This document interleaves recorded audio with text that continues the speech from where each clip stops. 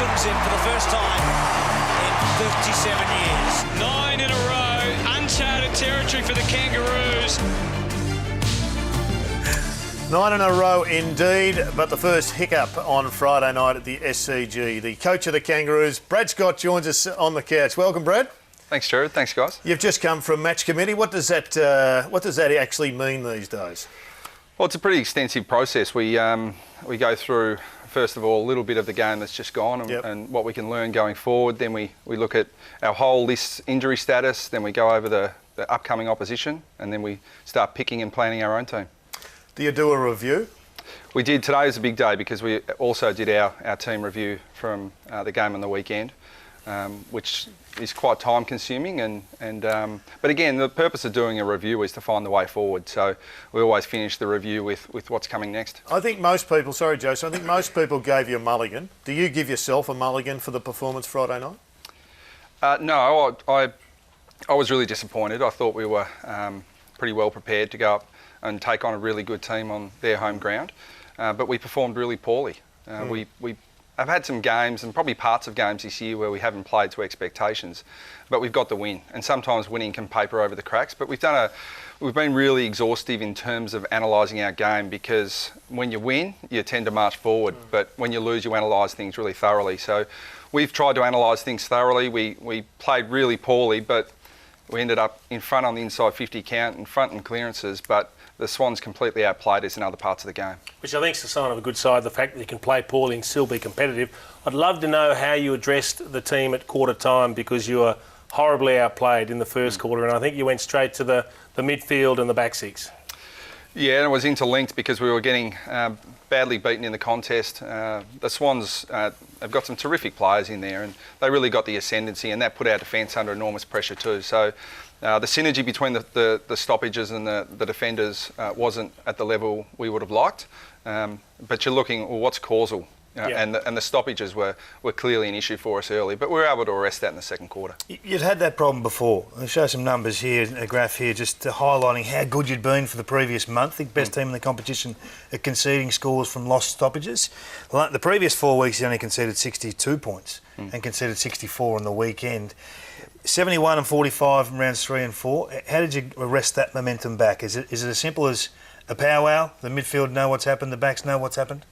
Oh no, we're always evolving and looking at how we can improve. And the thing is, sometimes the numbers can tell lies. I mean, you can have stoppage goals kicked against you which have nothing to do with the stoppage. Because the chain of play can continue on. It can just be a defender gets outmarked one-on-one. All these sort of things add up to it. But I think we've played our games fairly differently this year. Some games have been really high stoppage games. Against Melbourne, we had 131 stoppages in that game, but there were 41 goals kicked for the game. In the wind. In the wind. So I think that we've been able to play a really attacking style. We've been able to play a dour style, which I think is really important for us, because we've got to be able to play all styles in all conditions against all opponents.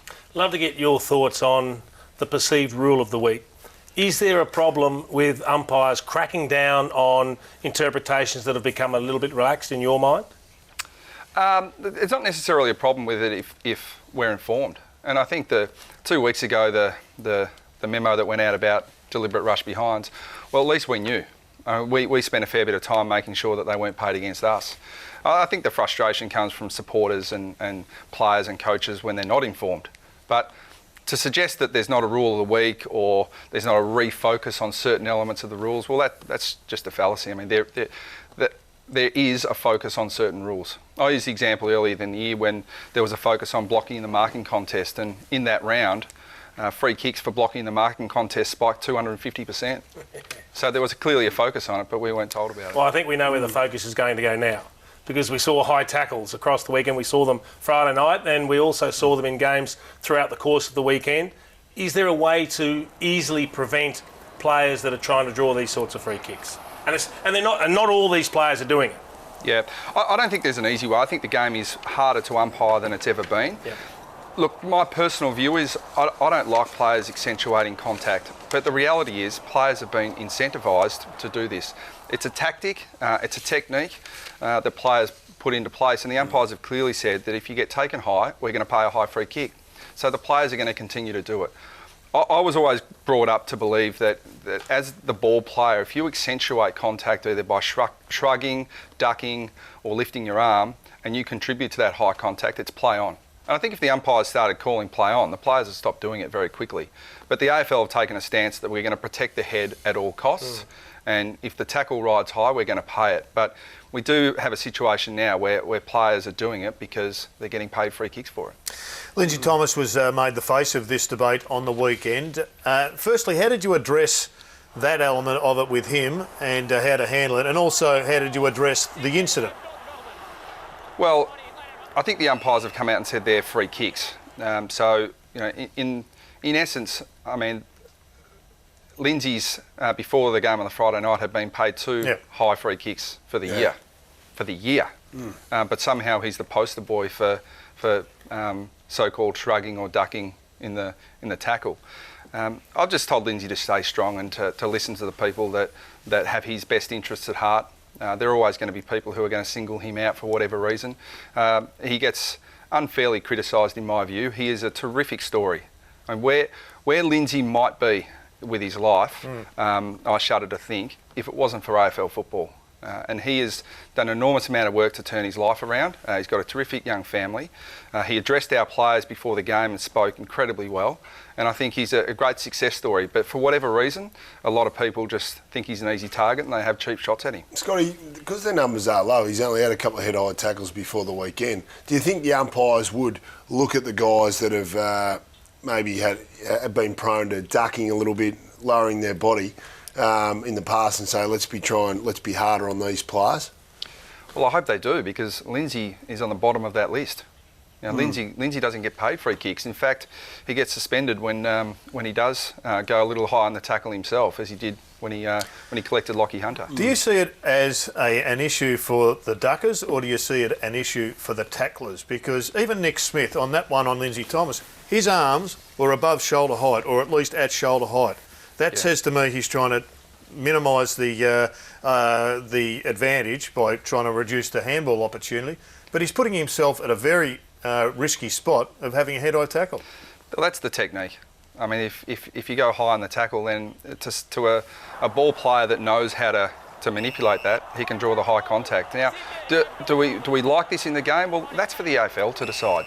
But this is not a Lindsay Thomas issue. No, I'm not saying this it is is, an AFL but is issue. it a tackling issue? Because, I mean, coaches could easily say, come in lower, tackle around the hips. Yeah, and we do, but players are extremely strong, and as soon as you tackle, even if it's around the thighs, and you hit hard and a player lifts his arm, the tackle goes high. I mean, it's a technique that we work on to make sure that we don't give away free kicks. Yeah, we train both sides of it. Both taking the tackle and making the tackle. To draw head-high free kicks. Yeah, if a player, and because it coaches our players to make sure they go low in the tackle. So the players who are very good at drawing the high contact, we use them as crash test dummies, if you like, to make sure that the others are going low and can work on their technique. Would you assume that every club trains to draw head-high free kicks? I can't speak for other clubs, but what I can say is that we played a game over in Perth a few years ago where we gave away an inordinate amount of high contact or high tackle free kicks, and we spoke to the AFL about it, and they were really clear on the fact that even though the West Coast players contributed to the high contact, it's still a free kick. So we decided then and there, well, if you can't beat them, join them. One of your biggest assets is perhaps your biggest problem right now, and that's Todd Goldstein. He's been looking like he's carrying a bit, and on the weekend he had some ice treatment, etc. Are you looking at giving him a rest? Because you had some opportunities, I guess, recently against the Bombers, and you didn't take that advantage. No, but we did play Majak Dor and Ben Brown and Drew Petrie, so we had a lot of ruck options that game. But Goldie's a workhorse. I mean, if Goldie has an issue that prevents him from playing via injury, we obviously won't play him. But he does thrive on work, and he plays his best footy when he's working really hard. And in the past, if we've backed off him a little bit, his form tends to drop off. So he likes us to ride him pretty hard, and he likes to play high minutes. Is the management of players, especially older players, that's something to discuss at the start of the year, or it's more of a week-by-week thing and depends on the opposition a little bit? Because certainly it'd be something that you would be conscious of as the year goes on. Yeah, it is. And look, in a perfect world, you'd like to bank a lot of wins early and then look at managing your list on the way through. The problem we have in this competition is that there are no easy games. They're just not. I know that Essendon are facing some real challenges at the moment with the availability of their players, but the players still have to go out there and beat them. They still have to go out and win. I mean, Cooney, Kelly, all these guys are capable footballers. So I think when you start thinking about resting players mid-season, you're flirting with your form a little bit. And we've been really solid on the fact that we want to get to 12 wins as quick as we can. And we certainly won't be looking at resting players until we at least get to that goal. On that, is that on the back of the pyramid? Lethal's old pyramid. I didn't want to give you up a couple of weeks ago though, but Lethal used to go through the pyramid, didn't he? Just one step at a time, pre-season, then get to 12 wins because it guarantees you play finals. Yeah. Scotty, and there it is. That's a very dumbed down version. And remember Lee used to say to us, and Chris reminded me upstairs, that wouldn't you just love to be the bloke that puts the final block on top, and that's the flag of the pyramid. Yeah, well, it's adapted from that. But I can tell you, we've never been in a position to talk about a pyramid. We've been struggling to get to 12 wins towards the end of the season. But no, I mean, what it is when we were 9-0, for example, people want to take you forward. What's going to happen in the future? As you guys are asking questions about later in the year, we've got to keep our players firmly focused on the now. And they're not silly enough to not look forward a little bit, but we think 12 wins is still a sharp enough focus in the now, but looking a little bit towards the future. Tell us about the build, since you've been at the Kangaroos, of that list. I mean, there's a lot made of the age of the list and all that sort of thing. But the components that have had to go into that along the way, you've had to deal with an inexperienced list and get games into, the Zeebles, McMillans, Cunnington, those sorts of guys. And then you've attacked free agency. How difficult a process has it been for you, being probably stuck in the middle part of the ladder? Oh, I heard your theory on the teams that have missed the finals for 5 years or more, Kinging, and I thought, well, we were finishing in that middle part of the ladder, getting middle range picks in an expansion draft era, and now you want to give other clubs priority picks and push us further back in the draft. So the build has been really difficult for us, but we knew exactly what we were getting into, and it's taken Cameron Joyce and Bryce Lewis a long time to get the list to where we want it to be. But it's always a fluid beast. We're looking at the short, medium, long term all the time. And there'll be a lot of people that say, due to our age, that we need to do something sooner rather than later. But I mean, we're in the business of setting North Melbourne up, not only for this year, next year, the next 10 years, but the next generation plus. And that's really what we want to do. You've only got 2 players that have been drafted in the top 10 since you've been there. That's a real challenge, isn't it? Yeah, and one of those was the highest price ever paid for a father-son in Luke McDonald. So Ben Cunnington the year before I started. So, but I mean, we don't use that as an excuse. No. I mean, we've got great pride in our development program, and a lot of people would have seen the development, even in their 30s, of Waite, Dal Santo, Higgins, etc. But players like Mason Wood, Majak Daw, these guys coming through, we think we've developed them really well, and it's exciting for the future of our club. Scotty, Ben Jacobs is a big loss in a strategic sense. I know you used Cunnington in a semi-run with role a couple of weeks ago, and he did a pretty good job. But has it upset your midfield balance? It's presented a different challenge, but we think our midfield runs fairly deep. It's just a different structural balance without Jacobs there. But we've got other players who can play that role for us as well.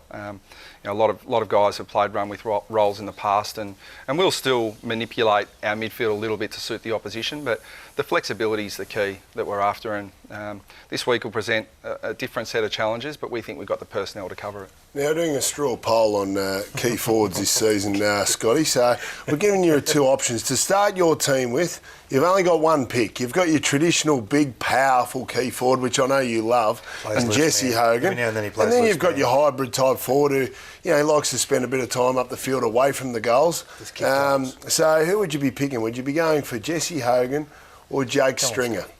Now, I can't have both. No. Can't have both, and considering you do love big forwards, mate.